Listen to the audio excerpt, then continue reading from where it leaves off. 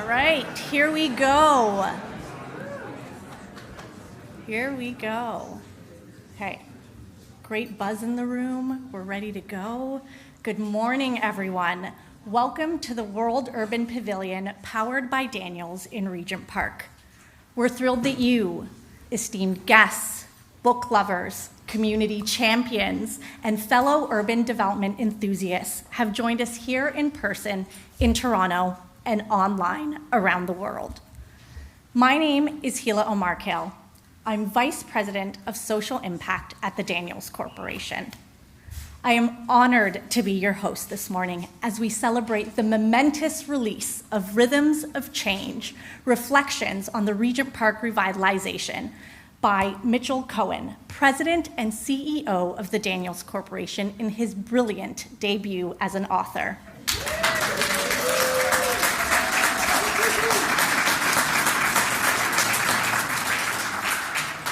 We have an exciting program ahead, starting with a land acknowledgement and an Indigenous blessing. Rhythms of Change explores the remarkable renewal of the Regent Park neighborhood, starting with its design as a garden city in the 1940s.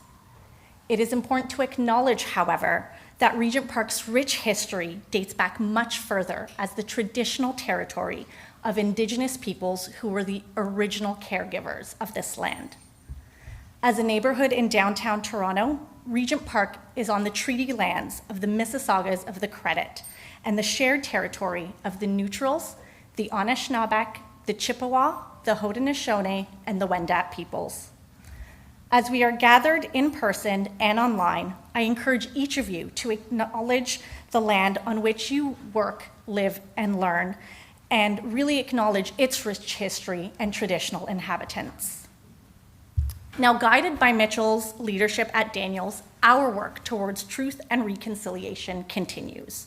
We are committed to educating ourselves and understanding the truth about our shared history with First Nations, Métis, and Inuit peoples as we strive toward building inclusive communities and a more sustainable future together. Through this work, we have been fortunate to meet Dr. Duke Redbird, an elder from the Saugeen Ojibwe Nation on the shores of Lake Huron, a celebrated Indigenous visionary, as well as an established public intellectual, poet, broadcaster, and filmmaker. Dr. Redbird is an elder and advisor to various public and private organizations. His outstanding contribution to culture, literature, and human rights stretches far beyond his work in Canada. Both Mitchell and I are humbled to call Dr. Redbird, or Elder Duke to us, a dear friend. As today marks a new beginning with the launch of Rhythms of Change, I'd like to invite Elder Duke to the stage to share a traditional blessing. Please join me in welcoming Elder Duke. I'd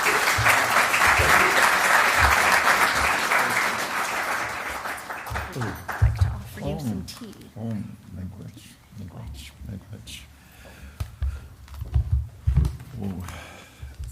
Okay. Well, thank you for that kind introduction, and good morning, everyone. As we say in Ojibwe, Ani, Bojo, Sego, Tansei, and in English, greetings. So, good morning and welcome. I'm delighted and really honored to open Mitchell Cohen's Rhythms of Change book launch in a good way, as we say. I'm delighted to share and inform you that this morning, November the 12th, is a waxing moon that will be in full bloom in 4 days. Now, amongst the Anishinaabe people, the treaty holders of the territory now known as Regent Park, we call this time of year the freezing over moon. One of our 13 moons, which began with the arrival of the new moon on the 1st of November. Freezing over moon is the time that we come to know the power of spirit. During this moon, the Anishinaabe people share our sacred teachings and songs with one another. This is a time for rest and being with family. We begin the winter moons by looking inward and giving appreciation for everything we have received during the previous seasons. The launch of Mitchell Cohen's Rhythms of Change couldn't be more timely inasmuch as it coincides with the waxing of the full moon of November. So we look forward to storytelling and songs. We give thanks to the Creator for our blessings in the form of a traditional prayer. O my mother, the earth, O my father, the sky, your children are we, and we are honored to bring to you the gifts that you love. Cedars, sweet grass, sage, and in our community, tobacco. Then weave for us a garment of brightness. May the weft be the white light of morning. May the warp be the red light of evening. May the border be the standing rainbow. And may the fringe be the falling rain. Then weave for us a garment of brightness, so that we may fittingly walk where birds sing, that we may fittingly walk where grass is green. O my mother, the earth, O my father, the sky. Thank you, and as we say in Ojibwe, miigwech.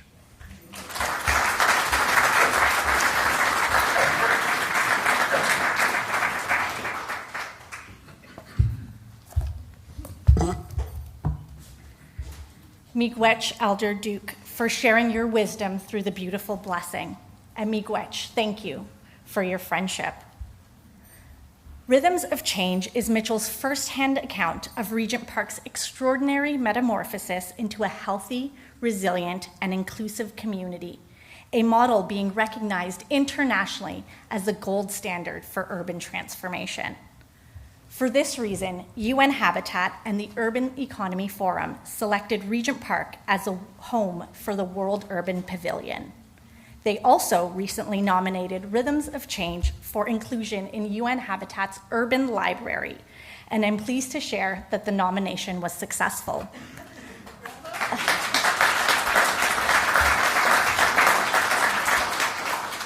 Mitchell and the book were featured virtually at the World Urban Forum in Cairo, Egypt, just last week. I'd like to recognize Reza Waziri, chair of the Urban Economy Forum, and Eduardo Lopez Moreno, co-director of the World Urban Pavilion, for their efforts in this regard. Reza, our thanks to you and your team as well for welcoming us to your amazing space this morning. Thank you. And now, I have the distinct pleasure of formally introducing Mitchell as he adds author to his very long list of accomplishments. Today, we not only celebrate the release of Mitchell's book, but also the culmination of his hard work, his boundless creativity, and his heartfelt passion. Please join me in warmly welcoming Mitchell to the stage.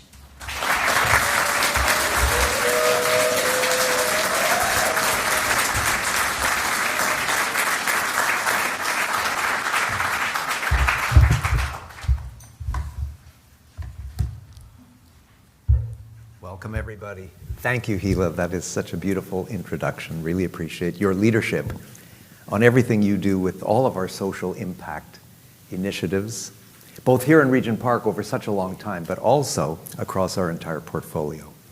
Elder Duke, thank you so much for being here. Really appreciate that beautiful blessing that you brought to all of us. Thank you for being here.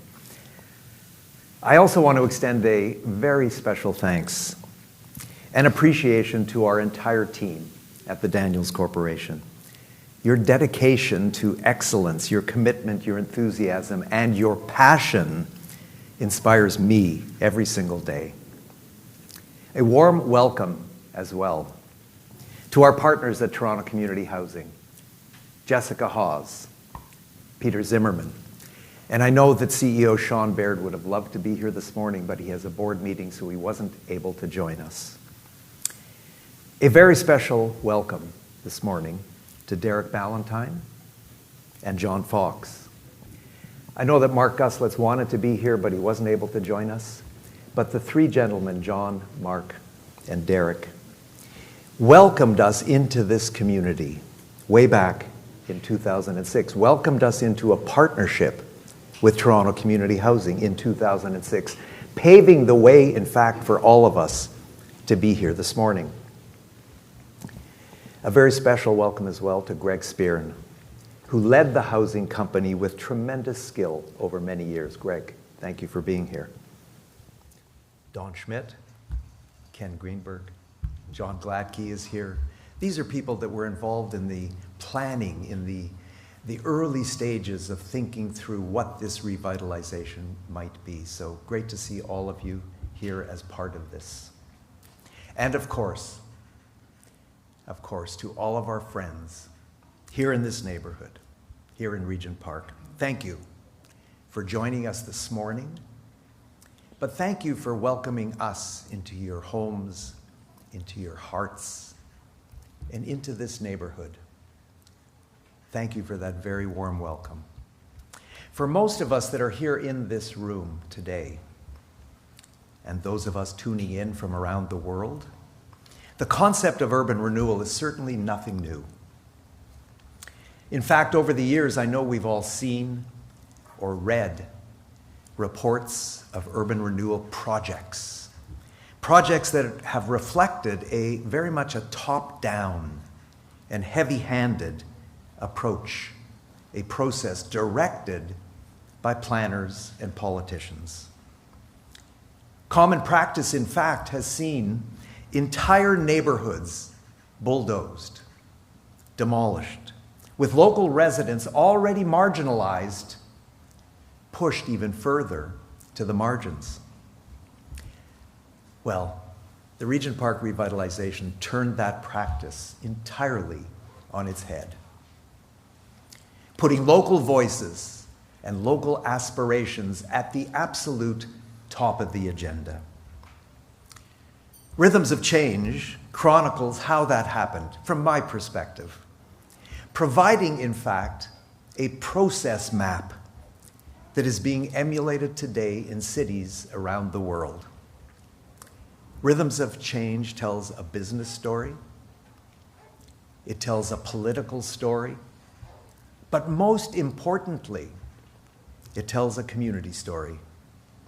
How local residents came together in the mid-1990s to envision a better future, a better quality of life for themselves, their families, and their neighborhood. That neighborhood, Regent Park, built in the 1940s and 1950s, had been conceived with the best of intentions under a Garden City planning model. At the time, Garden City planning was considered a best-in-class approach to slum clearance. The premise was very simple. If you take out the public streets, cars are removed from the equation, and kids will be able to play safely within the gardens. That was the theory. The theory was one thing. However, the reality was devastatingly different. Without eyes on the street, and without the investment required to maintain a state of good repair, the Garden City became an island unto itself, isolated, and yes, deeply stigmatized. Although only a short walk from downtown Toronto, Regent Park was light years away in all other respects. The arc of the story, however, began to change when a group of tenacious tenants, fed up with the isolation, fed up with the stigma, fed up with the ever-deteriorating living conditions, developed a set of principles that became the foundation upon which the revitalization was built. The most important principle was a right of return, an agreement stipulating that residents would move out to make way for demolition, but with a guaranteed right of return to a new home within their community. The second principle was simply to put the streets back into the grid of the City of Toronto, reconnecting Regent Park to the city and the entire world beyond. Developing a complete community with a mix of incomes, tenures, and uses was also fundamental to the vision, providing fertile ground upon which the seeds of change could grow. Today, those seeds of change have taken root. With 53 of 69 acres nearing completion, Regent Park is a real-time demonstration of how a challenged inner-city neighborhood can be reimagined and transformed. Regent Park today is also a place where diversity is celebrated and where quality of life rivals that of any neighborhood in the world. Rhythms of Change also describes how our company came to be involved in this process. I've had the privilege of leading the Daniels Corporation for 40 years now, joining John Daniels when I was 3. Joining John Daniels' startup company in 1984, a company that has now developed and built just under 40,000 homes. The premise underlying everything that we've done is very, very simple, that our business can be a platform for progressive social change, delivering positive outcomes to all stakeholders, not just the developer. What a concept. Now, to a great extent, my background, developing nonprofit housing co-ops in Montreal in the 1970s and here in Toronto in the early 80s, shaped our trajectory as a company. In the course of that work, I met many people and many families living on a precipitous ledge, trying to keep their feet on solid ground, but ever fearful that one day the ground will shift without a safety net to cushion the fall. In 2005, when the City of Toronto was kickstarting the revitalization here in Regent Park, residents of this community were certainly feeling the ground beginning to shift. Recognizing the anxiety over an uncertain future, my partner Martin Blake and I spent several months right here on the ground in this community, listening, learning, and coming to understand the hopes and the dreams and aspirations of local residents. Our conclusions were very simple. Firstly, honoring and respecting local voices would be the most important building block for success.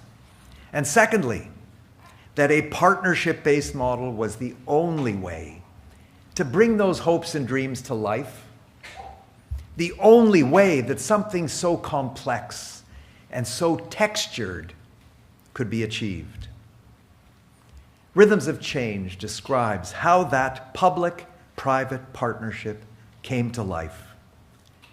And it also describes the robust collaboration and partnership with local residents that has been fundamental to everything that has been accomplished thus far.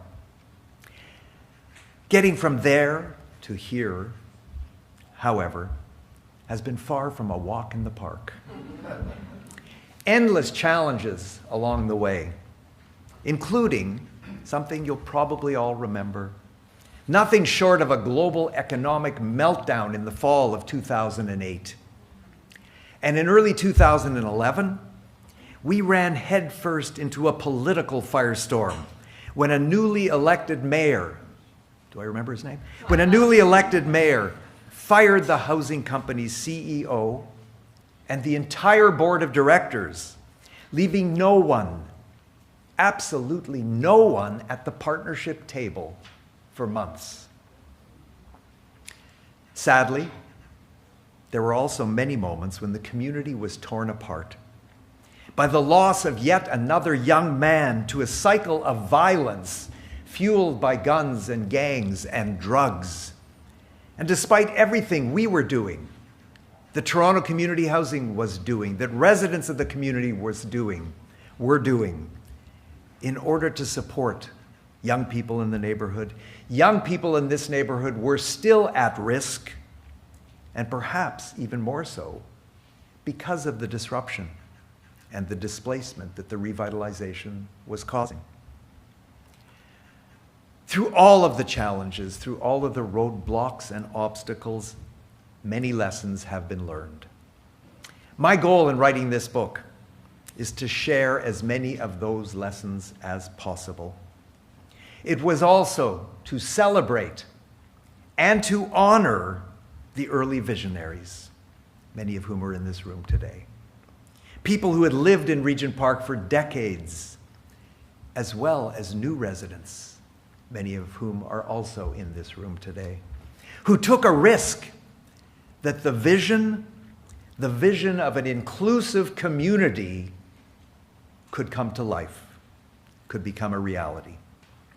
Finally, and perhaps most importantly, I hope that people reading this book will recognize their unique potential to make a difference, to become an agent of change, and then, like residents of Regent Park, harness that potential to build healthy and sustainable neighborhoods in which everyone is welcome and everyone belongs. Thank you.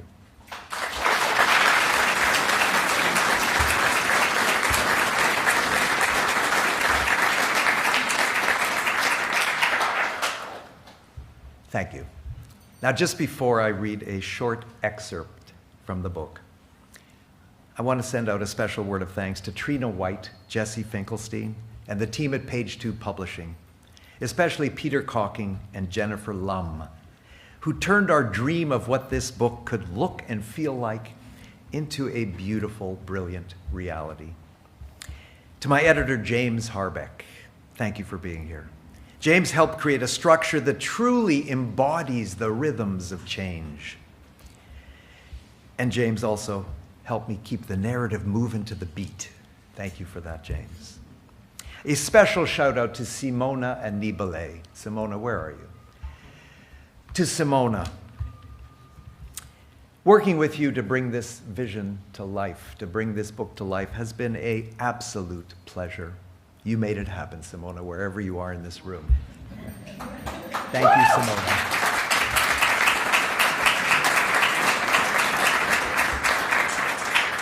And finally, to my wife, Janice, for your support and your love, for being a constant and reliable sounding board, not only as this book was being envisioned, but throughout the entire journey of our lives. Thank you.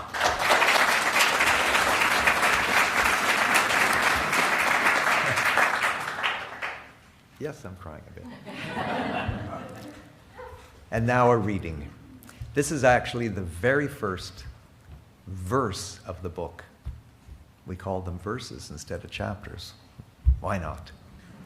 This is verse 1, an unforgettable moment.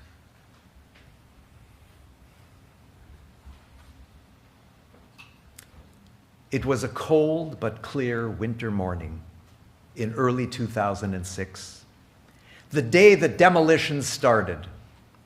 David Miller, mayor of Toronto, sat in the cab of a big machine near the corner of Dundas and Parliament, pulling the levers that would tear a family's home apart.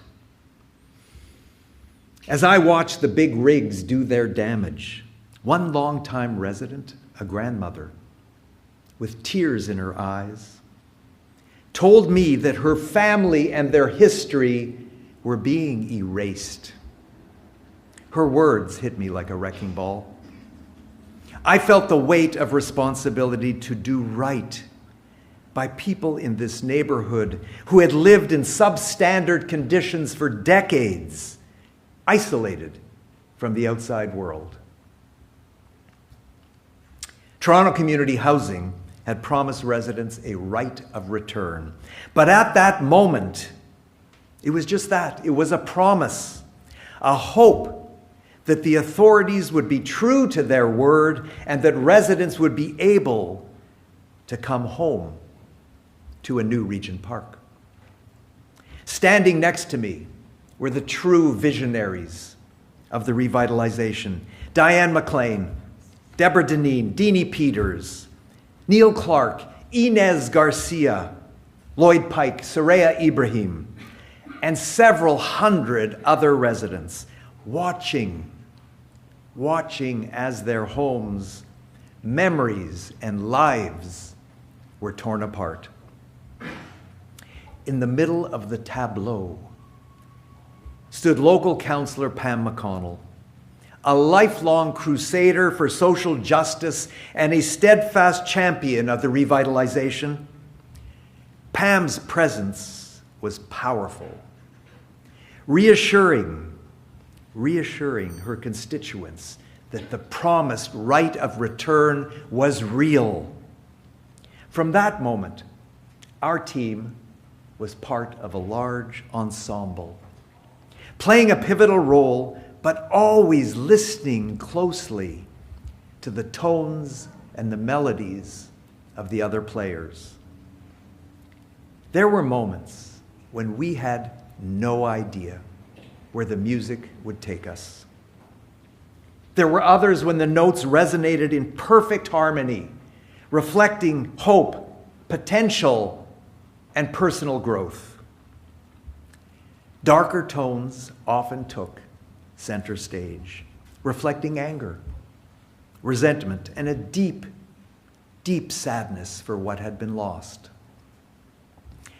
We planted our feet in the center of this process as the community was torn apart, and then we were active participants in weaving it back together.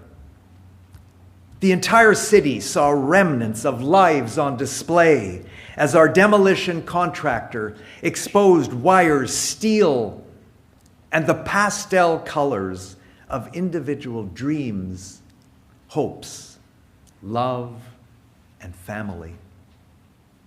And then, ever so slowly, the city and the world beyond witnessed something very special beginning to emerge. One brick at a time, building by building, block by block, beautiful and messy, important, imperfect, and the subject of great debate. Is revitalization a genuine attempt at redevelopment that respects the people and history of a community, or is it simply gentrification in disguise? Although I am telling this story from my experience and perspective, it is, above all, a story of remarkable people who recognized the need for change and then, through their will and determination, shaped what that change could be. This is their story. This is their story.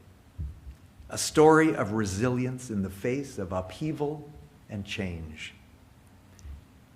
But it is also our story, the story of our company, diving into the unknown, connecting and collaborating with local residents and our public sector partner, hand in hand with an ensemble of players from beyond the community, each bringing the best of their love to the composition. Thank you.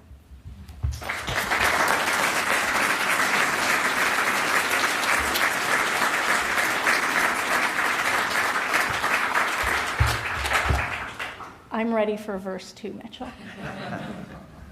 Thank you. Mitchell, it's been a privilege working with you, or better yet, jamming with you over the past 15 years here in Regent Park. I've learned firsthand, as you lead by example, the importance of truly listening to community voices, the importance of investing in relationships, of building trust, of leveraging business for social impact, and perhaps my favorite of all, the need to forget thinking outside the box and to remember that there is no box, especially with a little bit of whiteout in hand.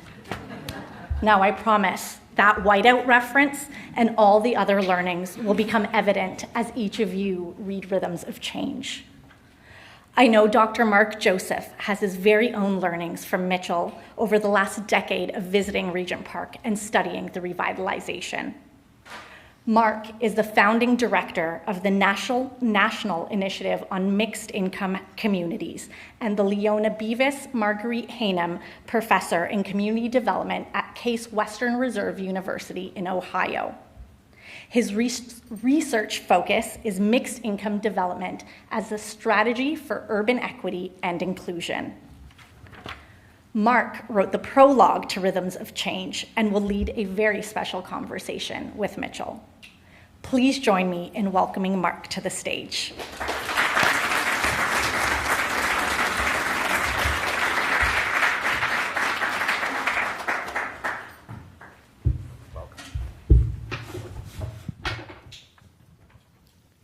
Wow, wow, wow. What a beautiful day. It is. Always, always, always great to be back in Regent Park, and always great to be with you, Mitchell. And let me start by once again offering my congratulations on what you, your team, your partners, and so many community members have accomplished here at Regent Park. Let's have one more.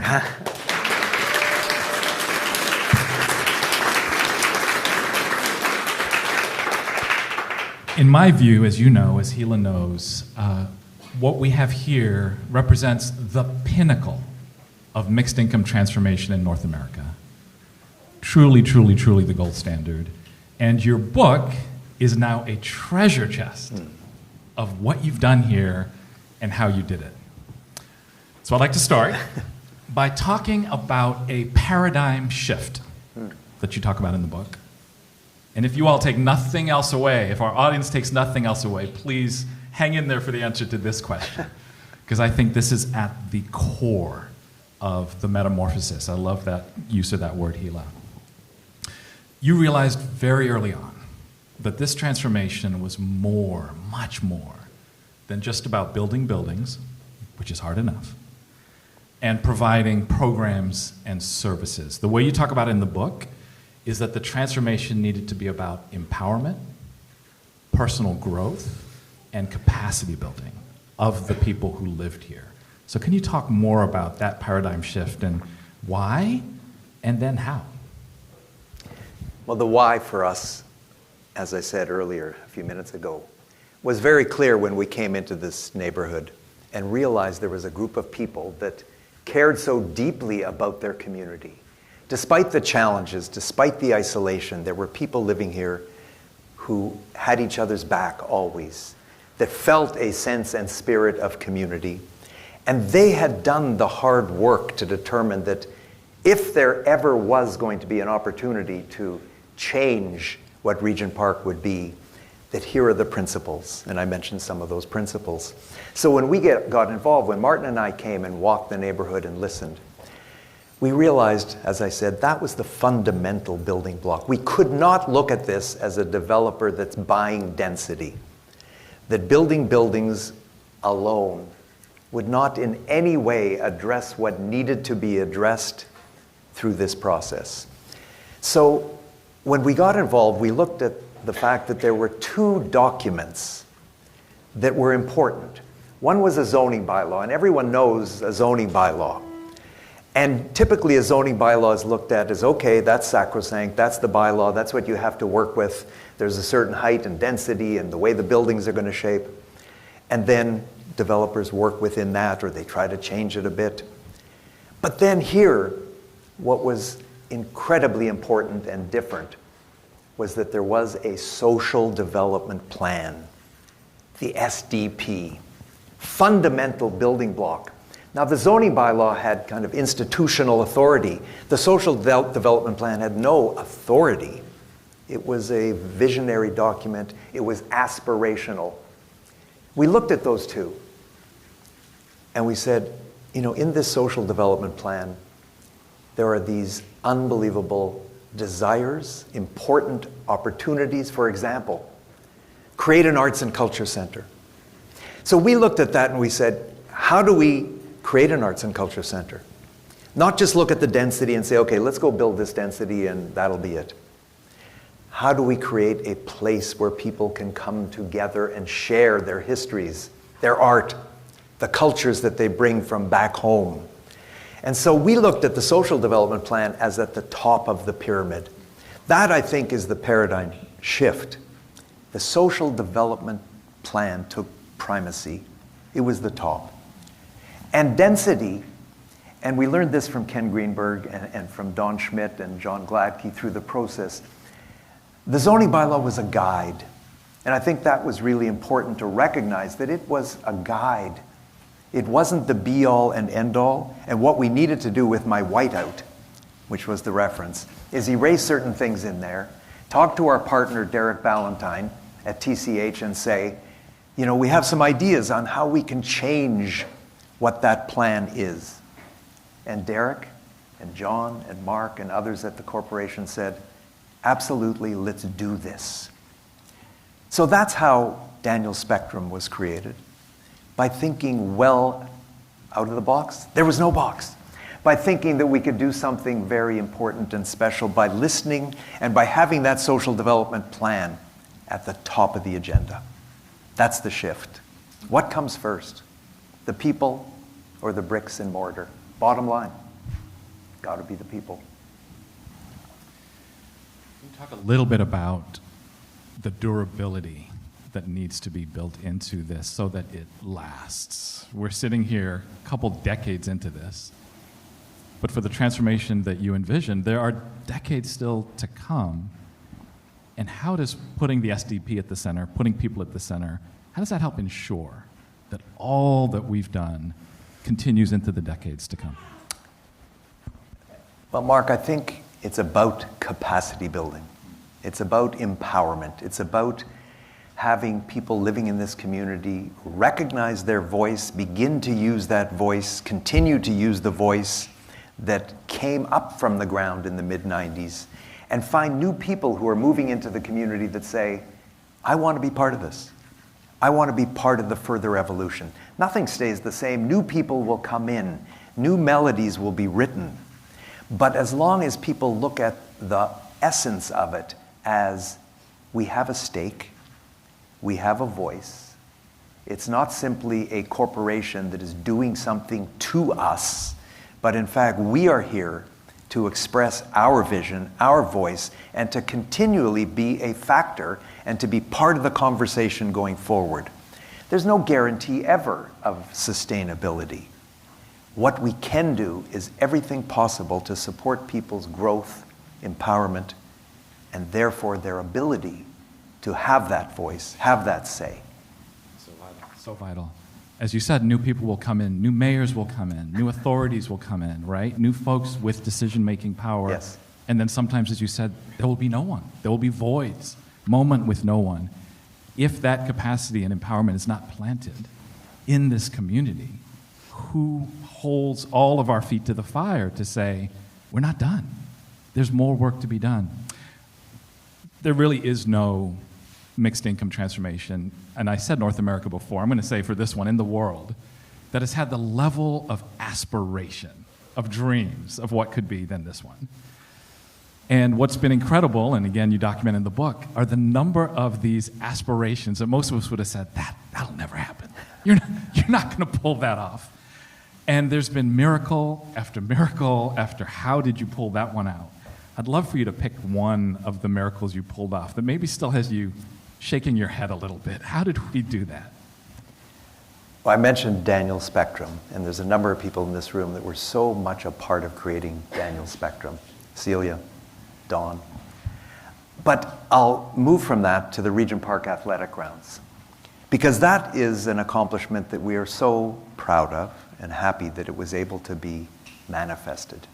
We looked at the social development plan, we looked at the bylaw, we heard from the neighborhood that there needed to be a place in the community for young people to have active athletics, active sports, a soccer pitch, a cricket pitch, a place to run, a place to play basketball, That was important in the social development plan. It became even more important when we sat around round tables with people in this neighborhood to talk about what should happen in the big park in Regent Park.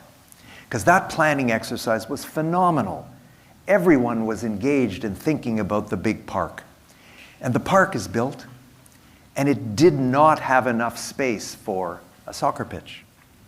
But the importance of that kind of active athletics was so clear in those meetings that out came my bottle of whiteout.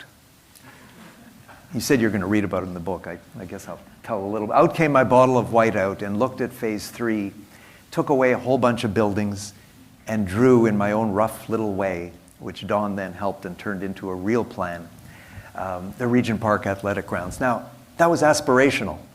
There was no money to create athletic grounds. Greg Spearn, at the time at CEO, said, okay, if you can find the money, if we collectively can find the money, we'll do this. We'll create the Regent Park Athletic Grounds.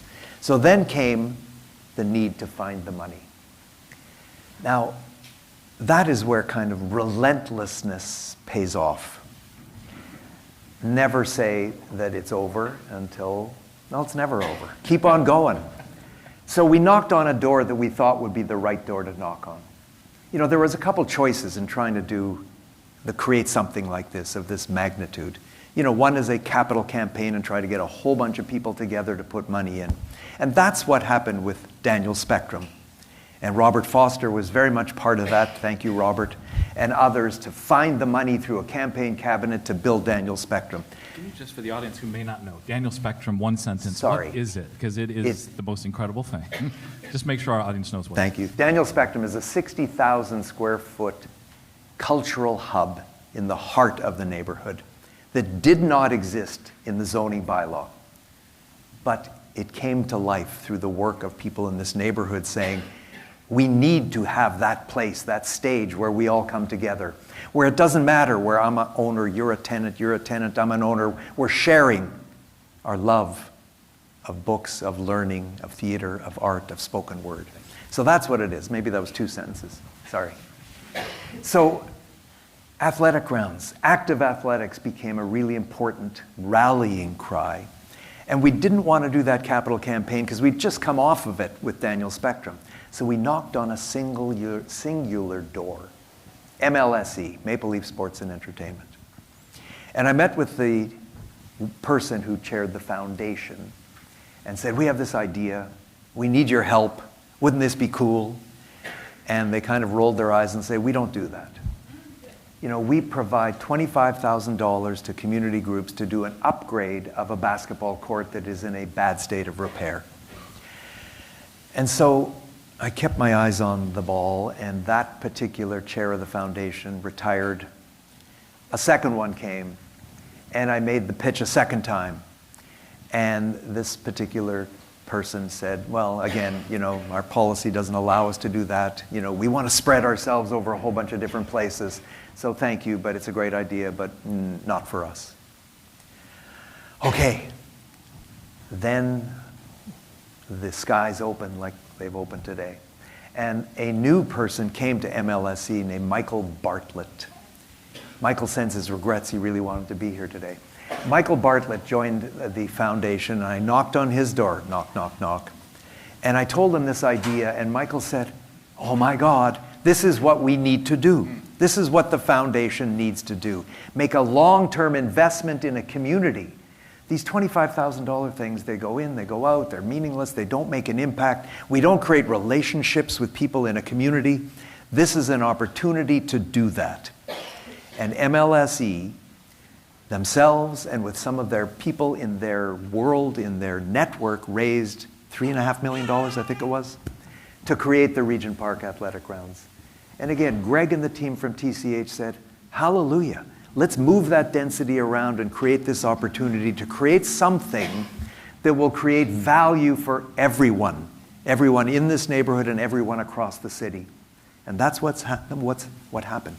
One of my very favorite things to do in this neighborhood, and Hannah knows this, Hannah lives around the corner, our daughter, is take a walk with Hannah's dog, And we walk through the athletic grounds and the lights are on and there's people playing and there's people running around the park and there's people playing basketball and there's 3 soccer games going on at one time. And it is truly this amazing embodiment of what can be achieved when people come together in common cause.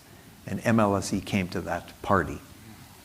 Love that, love that. You use the word perseverance, and I really hope that those next generation change agents listening today are taking that lesson away. That even a developer with the contacts and the influence and, yes, the charm of a Mitchell Cohen gets told no, and gets told no, and gets told no. But you had to be vigilant for that moment of opportunity. Because if you had shrugged and said, oh, well, I've been told no twice, let me move on, let's do something smaller. But it was that moment of that new person and trying once again, which is really the lesson to take away. We got to slide this in. You mentioned the park that didn't have room for athletics ground, as if, oh, that would have just happened. I see my good friend Sean Braithwaite in the audience and friends of Regent Park. Just tell a quick bit of the story. The park, as I have this correct, was not meant to be when it was. In the plans, here comes your bottle of white out again, it was later. Yes. But you realized, wait a second, what we're trying to do here needs a park. It's Regent Park, after all. Yeah. Earlier, could you just say a word about that? We didn't plan to talk about that, but No problem. So when we got involved, we looked again at the zoning bylaw, and there was also a phasing plan that was going to govern how the phases were going to roll out. And we took a look at that, Martin and myself and other members of our team, and we said, this phasing plan makes no sense whatsoever, with all respect to the planners who put it together. It didn't make sense because it wasn't a natural evolution. There was phase 1 over here on the west side, phase 2 over here on the east side, and there were reasons. And it had to do with the district energy plant, it had to do with the rollout and the investment. They had to do with financial reasons more than social development reasons. And I think that's the difference. We looked at it and we said, we have to find a way to change the phasing plan because the park cannot be in phase 5. That's where it was. Had it remained in phase 5, it would not be here today. There would be no park in Regent Park and would not have been for all of these years or all these years to come. So I took my whiteout and made some changes and said the park is phase 2. The rest of phase 2 will be right adjacent to the park on the south side of Dundas. We changed that. Again, Don Schmidt, the team from Diamond & Schmidt, Ken Greenberg, helped us manifest how that revised plan would work. And then we all got to work in figuring out the pipes. Because the main thing was getting the park built. Getting the pipes in the ground and figuring out how to make that work. That's an engineering challenge.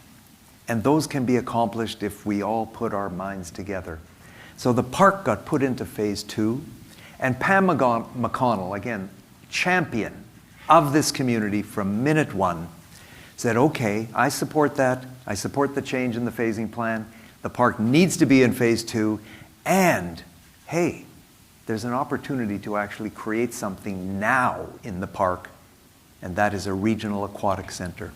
So she took advantage of that. She leveraged the fact that the park was now going to be happening soon, and she took to council this opportunity. The park is going to get built, and money that was set aside for a regional aquatic center, I think, now this was way back years ago, the money had been set aside for 2024-25. She brought it forward to 2013-14, something like that.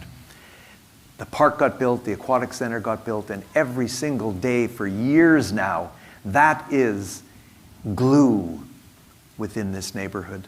That is where people come together. That's where there's an intersection of people and kids and older people and people who are tenants and people who have bought, people who are renting homes. This is the place where magic happens, in the park, in the athletic grounds, in Daniel Spectrum. And that is what's so important, to look at how do you build the social infrastructure? How do you build the places where people come together and meet and connect and find commonality? I'm glad you got to reference the Aquatic Center. There's so many pieces that we're not going to get to mention today. But the Aquatic Center, I often use this example of something built in a community that was formerly a no-go zone for so much of the city and the region, that is now something that draws folks from all around. World-class swimming facility, which, to tell all sides of the story, creates a challenge now. Because who gets to use it, right? Here you have this jewel in Regent Park, but the entire region now claims it as its own, signs up for the programs, and fills the locker room and the pool, right? So that's something to then work through. How do we make sure, and this goes back to your point earlier about empowerment and capacity building. Who does this all belong to, right? And it's a success to have something that the region now says, this is ours, but how do we make space for those who have been here and who, without whom we wouldn't have it, also say, no, this is ours as well. And you've used the word inclusion, you've used the word belonging to signal the aspiration there. One other thing to just get a mention of, I can't resist, community bake oven. We won't say anything about it. We'll tease the readers. But when you said a moment ago that we wouldn't, because we're still in phase 3, we wouldn't have the park, all the pastries and the goods that have been baked in that oven would not have been eaten. Maybe less calories would be out there, so that might be a good thing. So yet again, all these innovations. So huge aspirations, many, many miracles, but with big aspirations, there are disappointments. There are missed opportunities. So just as we've talked about the things that have you shaking your head in wonder and joy, what are the things that are bugging you? What are the things that just like, oh. You really want to know? Let's do it, man. There are disappointments that we have had along the way, of course. There are things that we wanted to achieve that we weren't able to achieve. But I think we've done a few steps in the direction that we wanted to go further. One is inclusion of affordable housing within market housing buildings. And we've done that in a market rental building where we've incorporated affordable rental, deeply affordable rental, in partnership with Wood Green, in Evolve just around the corner. We'd love to have done more of that. And that depends on financial support from the federal, provincial, municipal governments. And there has not been the level of support to be able to do more of that. The same with affordable home ownership. We've done affordable home ownership, but this much as opposed to this much. So much more could have been done and can still be done today. But there isn't the federal, provincial, or municipal support to make that happen. We are continuing to knock on those doors, and we haven't given up because we have communities under construction right now in Regent Park, and we would love to do more down payment assistance, shared equity second mortgages. We know how it works. It takes money.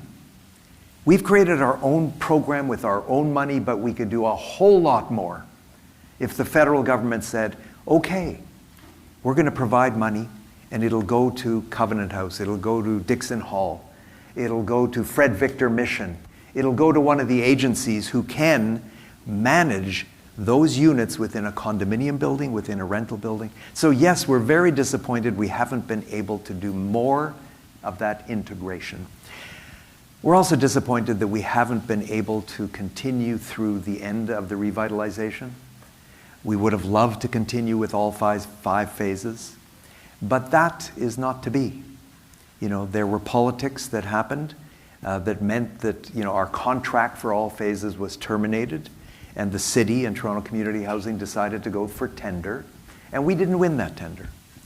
And so that's a disappointment for us for sure. The relationships we've built, the momentum that we had achieved in the neighborhood with local residents was kind of cut short. Now, cut short from the point of view of moving forward into phases 4 and 5, but not in terms of what we can continue to achieve today.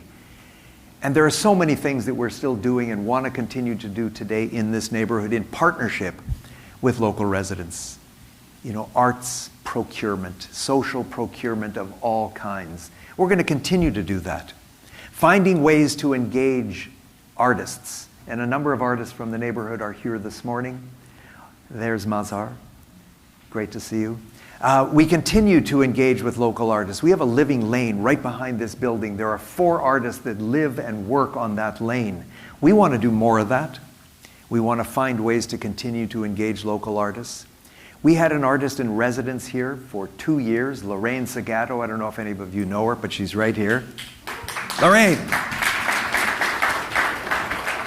You know, Regent Park was a place where people did not come from outside. So one of the big things we had to try to do is break down barriers in so many ways. And one was to create a destination around things that people from outside could say, hey, I want to come to Regent Park because Lorraine is there, playing in the Paintbox Bistro, or Henry Heilig, and the Heilig Maneuver is playing there in Paintbox Bistro. And Henry and all of his fans come to Paintbox Bistro and come to see Lorraine at the Wild Women, what is it? Wild Women. Lorraine had this amazing series, Wild Women Don't Get the Blues.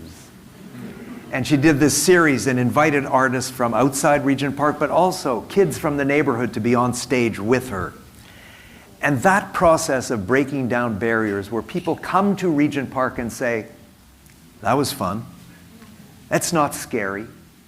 There's this amazing place to come and be part of a neighborhood and experience the best jazz in the country. Seriously? Henry curated a series at Paintbox Bistro that was the best jazz in the country. People came to this neighborhood and thought, you know what? That's pretty cool. And Lorraine's residency here was very powerful. That Regent Park is a place that is evolving. It is not the Regent Park where people used to think, oh my God, if I'm going to drive through that neighborhood, I'm going to roll up my windows, lock the doors, and do not stop until you get to the other side. That was the persona that Regent Park had for decades. And slowly, slowly, slowly changing that was the goal. I didn't answer any of that question. No, it did. It did. I do want to commend you on the integration piece. In my prelude, when you all get to see it in the book, you'll see I reproduce an email that I sent to Mitchell 2016, 8 years ago, after we first met. Yep. And you did a tour for myself and my team.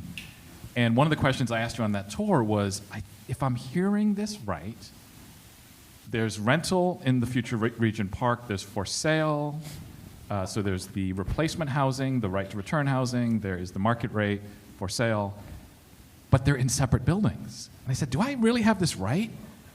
Is every rental building going to be separate from every for sale building? And you said, sorry, Mark, that's the plan, that's it. And I said, how is that mixed? How is that a mixed income community? And aren't we setting up another challenge? And to your credit, you found a way. You found a way. Now, it's not at the scale you would like. We still have to crack that nut, and it's going to take policy, municipal, regional, federal, to allow us to do it. But you found a way to have some building. So we can't say there is no physical integration at all at Regent Park. I got to ask my last question. I'm running low on time. So I'd love for you to speak to that next generation of change agents. Those folks out there who have big, audacious visions and aspirations, but face crippling resistance, the kind that you and your team and the community members here faced. Let's just name it. We took a blow south of the border last week. There are tough winds of change here in Canada.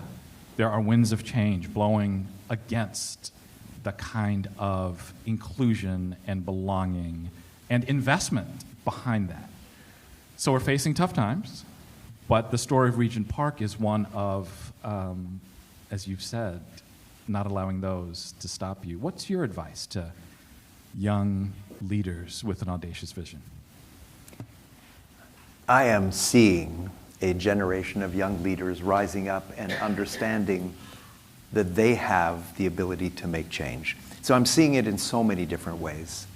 In the arts community, in the development community, there's a group of young people in the development community that aren't going to do what the older generation did. They recognize the importance of doing more than just build houses and make money. So we are spending a lot of time talking to second generation builders, developers, and showing how easy it is to make a positive impact on the communities in which they're building. So we are really excited about that role, about that opportunity, about spreading the word about what has been accomplished here. People with audacious plans and the determination to push, and to keep pushing can be successful. We've seen that, we know that can be, and we're going to continue to find ways that we can encourage and support and help others sort of grab onto that opportunity and make change happen, to make their neighborhood and their city a place where everyone belongs. Thank you, Mitchell. You and I are going to scheme.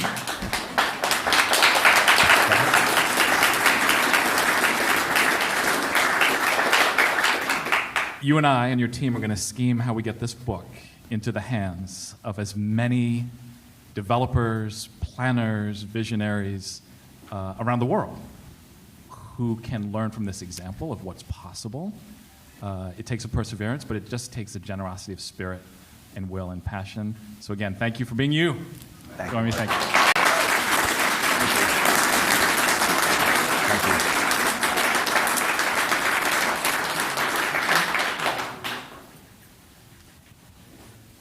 Now I'll toss it back to Hila.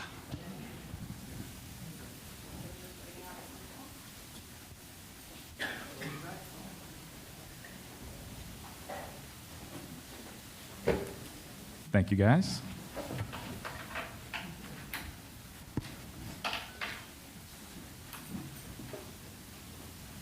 Thank you.